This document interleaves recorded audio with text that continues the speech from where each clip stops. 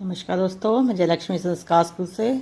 तो बात करते हैं आज की खबरों की पेंशनर्स के लिए जो कि हैं। तो चलिए शुरू करते हैं।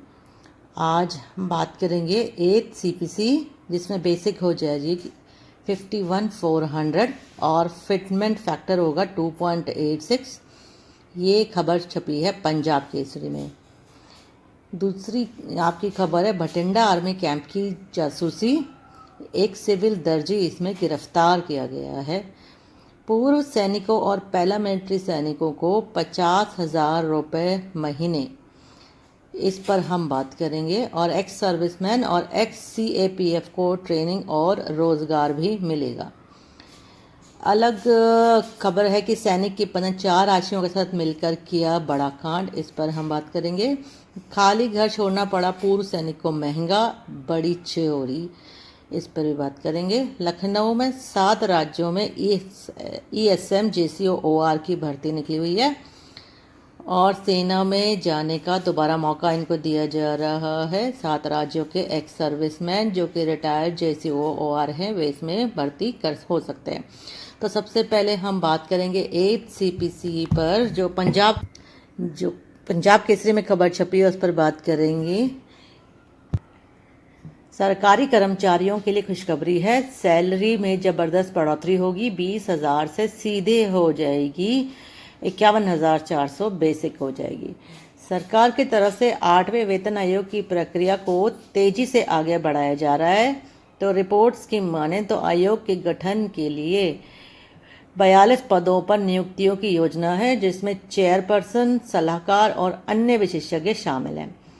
अब 8वें वेतन आयोग में कितना हो सकता है फिटमेंट फैक्टर? तो रिपोर्ट्स के मुताबिक 8वें वेतन आयोग में फिटमेंट फैक्टर 2.86 होने की संभावना है। तो इसका मतलब है कि सरकारी कर्मचारियों की सैलरी में एक बार फिर से बड़ा उछाल आ सकता है। तो यह है पंजाब केसरी की खबर आपको दिखाई जा रही है। यदि किसी कर्मचारी का मौजूदा बेसिक 20,000 है तो उसका नया वेतन हो जाएगा 20,000 गुणा में 2.86 जो कि हो जाएगा 57,200। तो वर्तमान और संभावित सैलरी की तुलना का एक टेबल भी वहाँ पे जारी हुआ है जिसके अंदर आप मौजूदा बेसिक पे 2.57 फैक्टर से सैलरी क्या होगी और अगर 2.86 फैक्टर से अनुमानित सैलरी क्या होगी। तो ये एक पंजाब केसरी में छपी खबर है, लेकिन देखेंगे कि 2.86 फैक्टर से आपकी अनुमानित सैलरी कितनी हो जाएगी। पर क्या 2.86 फिटमेंट फैक्टर मिल सकता है? जब 7वें पे कमीशन लगा था उस वक्त पे DA 125% था, तब भी इतना फिटमेंट फैक्टर नहीं दिया गया था। तो क्या अब 8वें पे कमीशन में 2.86 का फैक्टर मिल सकता है? यह लगभग असंभव सा ही लग रहा है, लेकिन रिपोर्ट्स में लगातार यही आ रहा है कि 2.86 का फिटमेंट फैक्टर लग सकता है। अब चलते हैं अपनी अगली खबर की तरफ जो कि है दर्जी निकला गद्दार, भटिंडा आर्मी कैंट का टेलर पाकिस्तान भेज रहा था सेना की जानकारी, अब रकीब का मोबाइल उगले राज।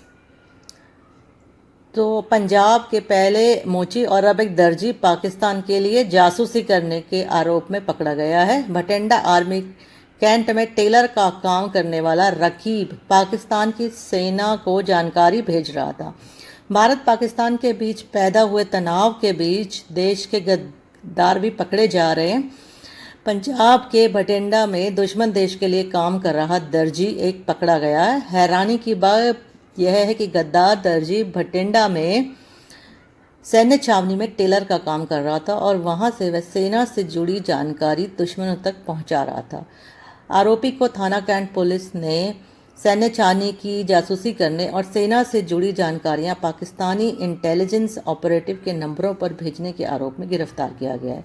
आरोपी की पहचान रकीब पुत्र इकबाल निवासी गांव तुसानी हरिद्वार के तौर पर हुई है। आरोपी पिछले कुछ सालों से भटिंडा सैन्य छावनी के अंदर टेलर का काम करता था। सेना और पुलिस ने आरोपी के कब्जे से 2 मोबाइल फ़ोन बरामद करके फॉरेंसिक जांच के लिए भेज दिए हैं। उसके मोबाइल फ़ोन से संदिग्ध सैन्य दस्तावेज भी बरामद हुए हैं।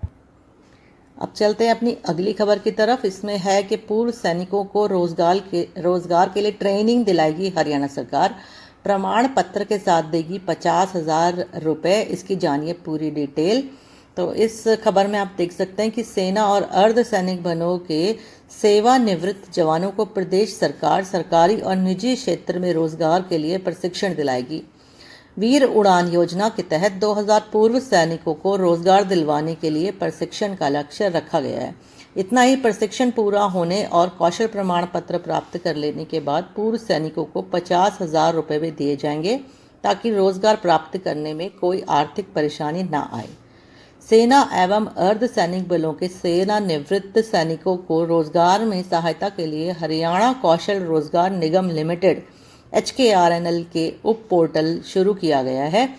रेवाड़ी में सैनिक संग्रहालय बनाया जाएगा। प्रदेश सरकार ने शहीद सैनिक व अर्ध सैनिक बलों के जवानों व अधिकारियों के बच्चों के लिए छात्रवृत्ति योजना भी शुरू की, जिसके अंतर्गत 6ठी से 12वीं तक के बच्चों को 60,000 रुपये दिए जाएंगे ताकि वह स्नातक कर रहे छात्रों को 72,000 रुपये दिए जाएंगे। अगली खबर है कि सेवानिवृत्त सैनिक की हत्या के आरोप में उसकी पत्नी सहित 4 लोगों को गिरफ्तार किया गया है। यह आपकी बलिया उत्तर प्रदेश की खबर है। बलिया शहर में कोतवाली पुलिस ने कथित प्रेम संबंध के कारण एक सेवानिवृत्त सैनिक की हत्या करने के आरोप में उसकी पत्नी सहित 4 लोगों को मंगलवार को गिरफ्तार किया। पुलिस विभाग के वरिष्ठ अधिकारी ने यह जानकारी देते हुए कहा कि चारों आरोपियों को विधिक कार्रवाई के बाद जेल भेज दिया गया है। पुलिस अधीक्षक ओमवीर सिंह ने मंगलवार को संवाददाताओं को बताया कि बलिया शहर कोतवाली क्षेत्र के बहादुरपुर रैन बसेरा के निवासी माया देवी ने अपने पति देवेंद्र कुमार की गुमशुदगी की रिपोर्ट गत 10 मई को दर्ज कराई थी। माया देवी ने पुलिस को पूछताछ में जानकारी दी कि अनिल यादव, मिथिलेश पटेल और सतीश यादव के सहयोग से उसने अपनी पति की हत्या करके शव गायब करने का कार्य किया। आरोपियों की निशानदेही पर मृतक देवेंद्र कुमार का धड़ सिकंदरपुर थाना क्षेत्र के खरीद दरौली गांव के कुएं से बरामद कर लिया गया है। इनके द्वारा यह भी स्वीकार गया कि शव के अन्य अंग जैसे कि हाथ और पैर खरीद दरौली गांव के एक बाग में फेंक दिए गए थे, जिससे सिकंदरपुर पुलिस द्वारा गत 11 मई को बरामद किया गया है। तो अगली बड़ी खबर आई है कि पूर्व सैनिक के घर में चोरी हुई है और इसके कारण उस इलाके में सनसनी फैली हुई है। पूर्व सैनिक कहीं बाहर शादी में गए हुए थे और घर में ताला लगा हुआ था, जिसके बाद 4,000 रुपये और चांदी के जेवरात जो है लूट लिए और पूरे कमरे को खंगालते समय जब देखा कि पूर्व सैनिक गायब है, घर में नहीं है, तो वहाँ पर चोर पहुँचे और उनके घर में लूटपाट की। जब ऐसी घटना होती है तो यह समझ जाए कि पड़ोस का ही कोई जान पहचान वाला ही कोई होगा जिसने यह बताया होगा कि इस घर में आज कोई नहीं है। तो ऐसे समय में चोरी हो जाती है। तो कभी भी घर अकेला ना छोड़े और अकेला छोड़े तो किसी ना किसी को वहाँ पर जो है सोने के लिए अवश्य कहें। तो इसकी जांच में जुटी है पुलिस। तो इसमें जो है टीम मौके पर पहुंची और उन्होंने जो है इसकी जांच शुरू कर दी है। तो अब लेटेस्ट अपडेट है कि पूर्व सैनिकों के लिए लखनऊ में एक्स सर्विसमैन या पेंशन होल्डर्स जो हैं उनके लिए एक भर्ती जो है शुरू हुई है। JCO राजपूत में शुरू की जा रही है, जो 19 मई 2025 से 24 मई 2025 तक यह भर्ती की जाएगी। इसके लिए आप ये लेटर यहाँ देख सकते हैं। यह 2 मई 2025 का नोटिफिकेशन आप यहाँ पे देख सकते हैं, पर इसमें सब चीज़ें नहीं दी हुई। इसमें सिर्फ यही दिया गया है कि 24 मई तक भर्ती होगी और एक्स सर्विसमैन इसमें जा सकते हैं। लेकिन ये बता देते हैं हम इस पर कौन कौन जा सकता है। हम आपको बताएं किस राज्य के पूर्व सैनिक इसमें जा सकते हैं। तो सबसे पहले ये जो भर्ती होगी ये 19 मई से 24 मई 2025 तक होगी। एक्स सर्विसमैन पेंशन होल्डर्स जिसमें जा सकते हैं। इसके लिए कहाँ कहाँ के जा सकते हैं, तो डोमिसाइल दिल्ली की जा सकते हैं, हरियाणा के जा सकते हैं, पंजाब के जा सकते हैं, जम्मू कश्मीर के जा सकते हैं, चंडीगढ़ और हिमाचल प्रदेश की जोन 1 ओनली। और क्लर्क और ट्रेड्समैन इसमें भर्ती खोली गई है ऑल इंडिया बेसिस पर। सभी एलिजिबल कैंडिडेट्स जो कि इसमें रैली भर्ती होगी, तो इसमें 132 इंफॉर्मेशन बटालियन को राजपूत में होगी। और JCO की 3 वैकेंसी हैं।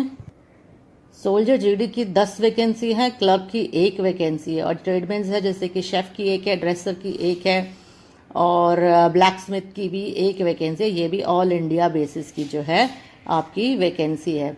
ऊपर में आपको दिया गया है कि कौन कौन से स्टेट एलिजिबल है, जबकि क्लर्क और शेफ ड्रेसर वगैरह के लिए ये ऑल इंडिया बेसिस पर आपका सिलेक्शन हो सकता है। इसकी एलिजिबिलिटी आप यहाँ पर देख सकते हैं कि कोई मिनिमम एज नहीं है एक्स सर्विसमैन के लिए। Ex serviceman should have been discharge within 5 years, यानी कि 5 साल पहले रिटायर हो जाना चाहिए। Candidates enrolled in ecological TA will serve up to the age of 50 years for other ranks and 55 years for JCO only।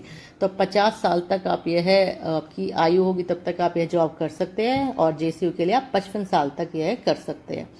इसमें medical category या shape 1 होना चाहिए, कैरेक्टर एग्जाम्पलरी या वेरी गुड, हाइट आपकी होनी चाहिए 160 centimetre, weight minimum 50 kg। Chest वगैरह की भी रिक्वायरमेंट इसमें यहाँ पर आपको दे रखी है। तो आप ये सारे डॉक्यूमेंट्स लेकर के और 19 मई से 24 मई के बीच वहाँ पर जा सकते हैं और भर्ती प्रक्रिया में हिस्सा ले सकते हैं। तो यह थी आज की न्यूज़ अपडेट। प्लीज़ चैनल को सब्सक्राइब करें सो दैट ये ऐसी अपडेट आपको और मिलती रहें। लाइक कर दे वीडियो।